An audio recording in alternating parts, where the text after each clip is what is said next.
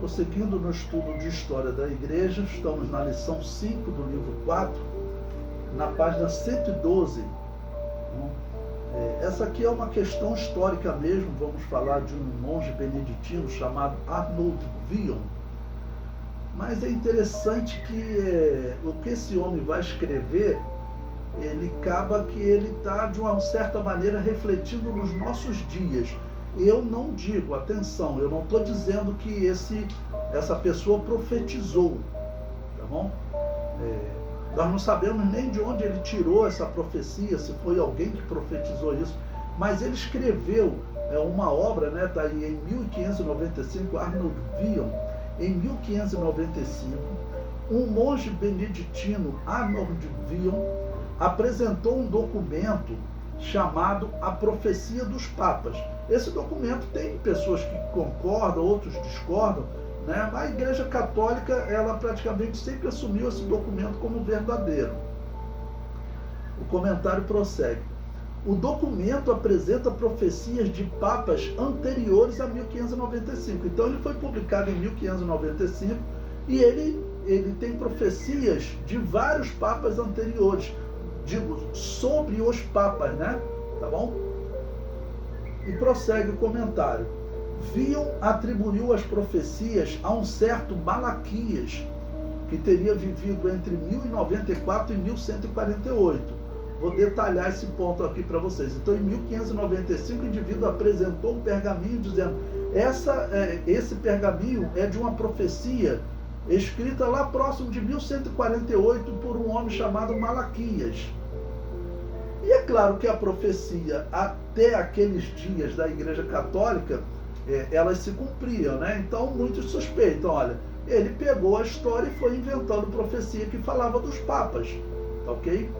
E claro, sempre falava de coisa que aconteceu na vida de algum papa.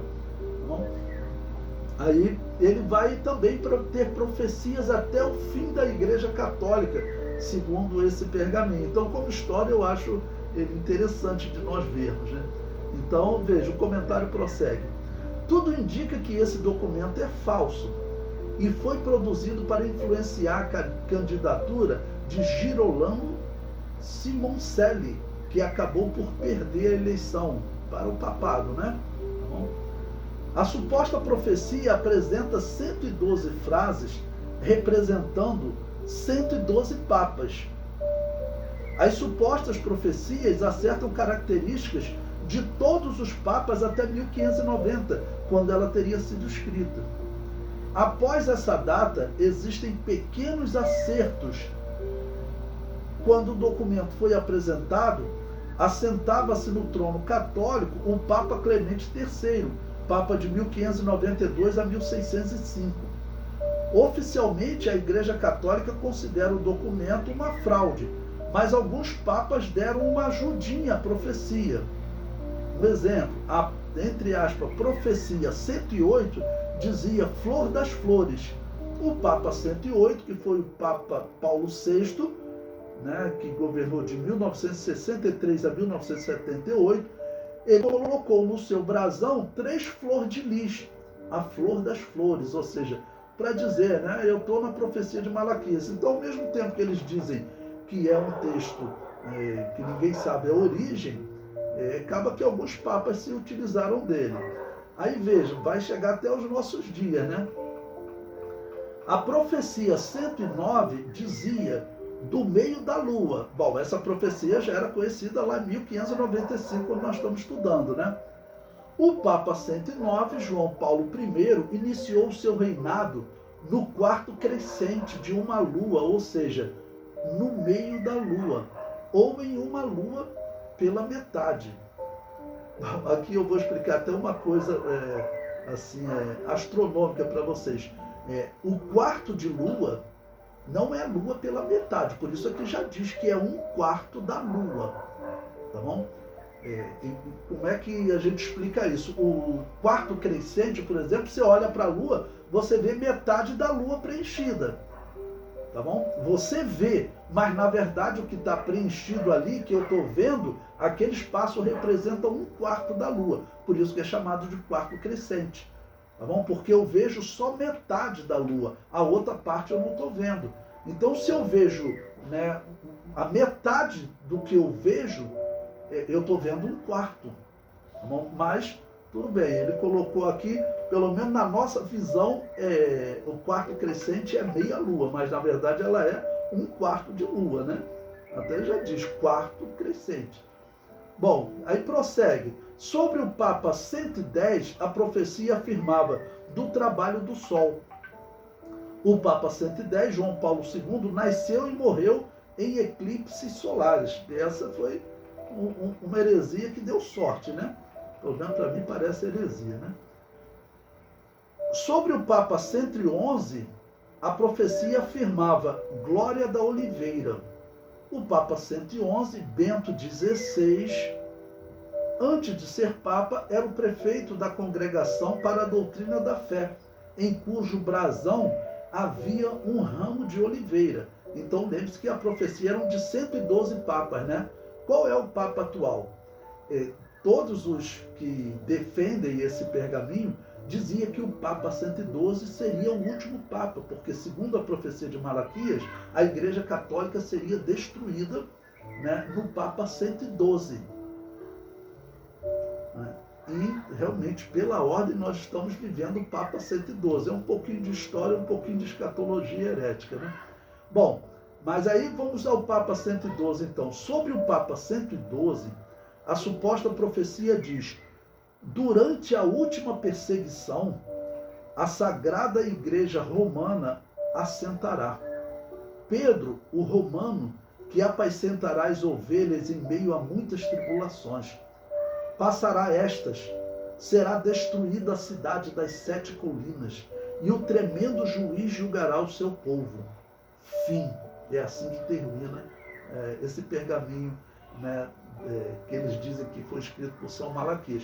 Bom, esse pergaminho é conhecido há cerca de 400 anos, né, e realmente é sabido que ele falava que ele, com o Papa 112 viria o fim. É uma baita de uma coincidência, né? Já que nós, pelo menos em geral, as igrejas evangélicas, nem as igrejas protestantes, a igreja católica, acreditam nesse pergaminho. Mas que é interessante, já que tem um Papa extremamente estranho a todos os papas, a ponto de dizer que Deus não existe. Esse Papa falou isso. Não é questão de interpretação. Ele falou, ele meio que disse assim, Deus não existe, o que existe é uma ideia. Olha, ele está falando que a fé em Deus é só uma questão filosófica, porque esse termo se usa, né, para a filosofia, né? Tanto que Platão falava no mundo das ideias. Então ele está falando que existe uma ideia, ou seja, existe uma ideia que parece algo humano, mas que não é real. Esse Papa falou isso, então é algo muito estranho, né? Bom, então eu aproveito aí e coloco uma profecia, uma interpretação escatológica para a gente, né? Eu digo, como interpretar essa profecia? Tudo indica que ela vem sendo manipulada para levar diversos papas a combinarem o seu governo com as profecias. Tudo indica que essa, entre aspas, profecia será usada de maneira enganosa durante a Grande Tribulação ou mesmo antes desse evento. Grande Tribulação, para quem não sabe, é um evento que as igrejas evangélicas interpretam que ocorrerá na Terra após a igreja ser arrebatada. E esse evento dura 7 anos e realmente o Apocalipse diz que durante, né, esse evento a Igreja Católica é destruída. Tá bom? O comentário prossegue, eu falo exatamente sobre isso. Ele diz: o anticristo destruirá a Igreja Católica no confronto que denomino a luta do mal contra o mal. O anticristo, liderando a besta que sobe do mar, a queimará no fogo. Veja o que diz Apocalipse 17, versículo 16. E os 10 chifres que viste na besta são os que aborrecerão a prostituta. A prostituta é a Babilônia apocalíptica também. Tá bom? É a religião da Babilônia, a religião do culto aos mortos.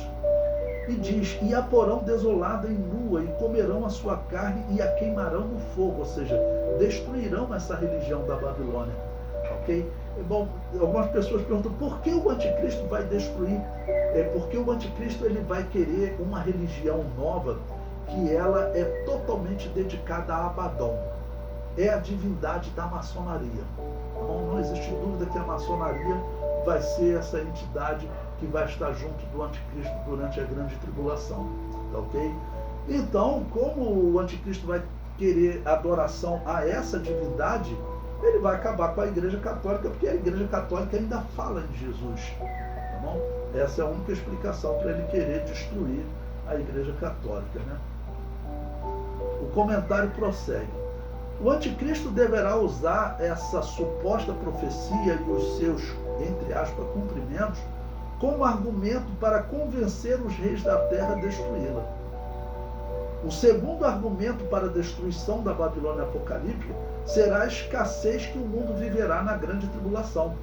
As riquezas da Igreja Católica serão usadas para gerar recursos para o reino do anticristo. E por que eu quis colocar esse ponto aqui?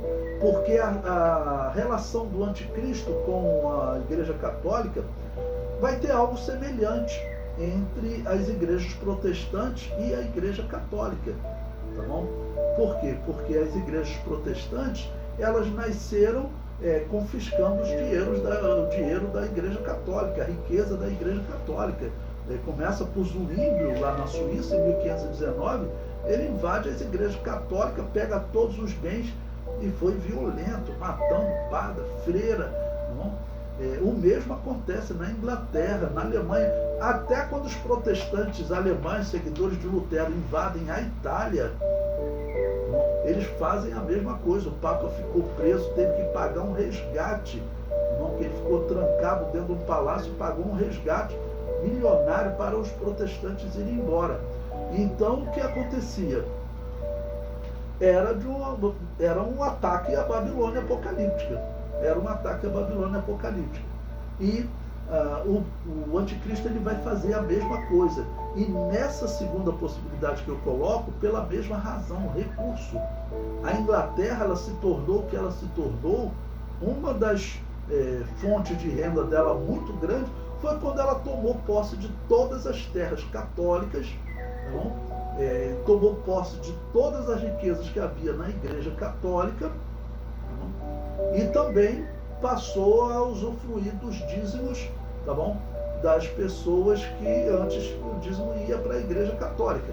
A Inglaterra enriqueceu saqueando a Igreja Católica. Essa é uma verdade que os historiadores dizem, não tem jeito, né?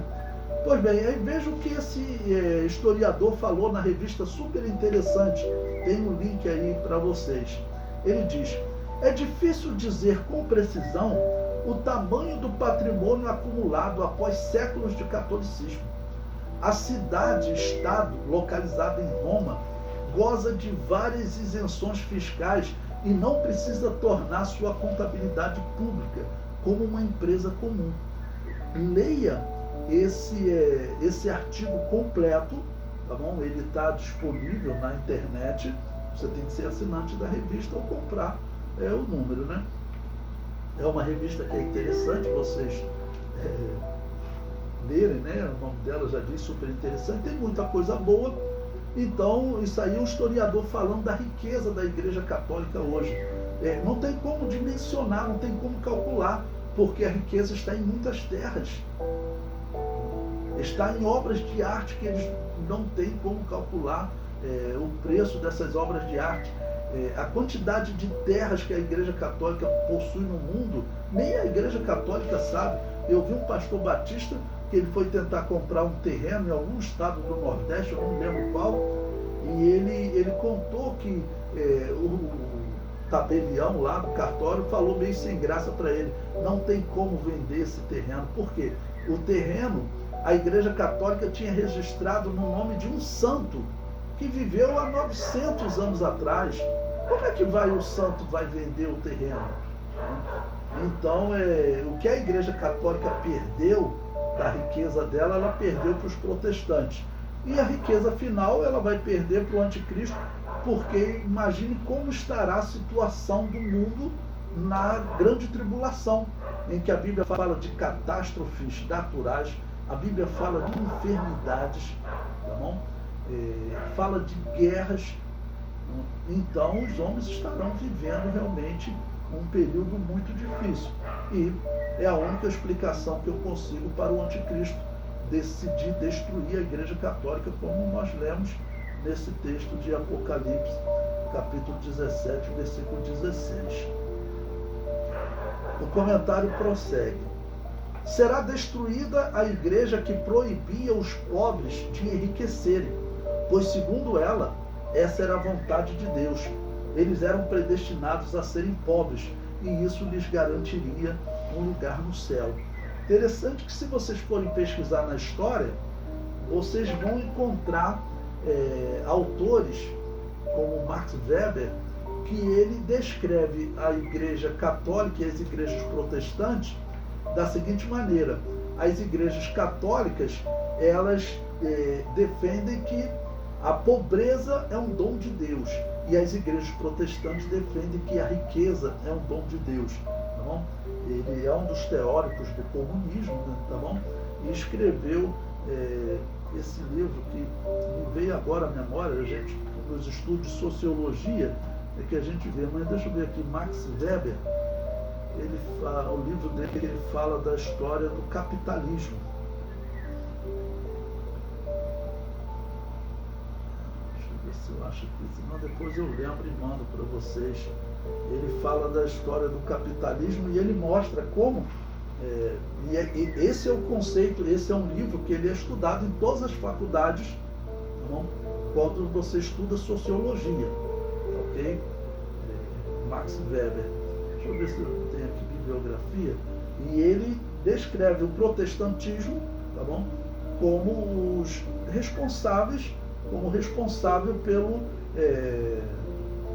desenvolvimento do capitalismo, tá bom? Como pelo desenvolvimento do capitalismo. Eu encontrei aqui o livro, né, de Max Weber. Depois eu coloco, esqueci o título do livro.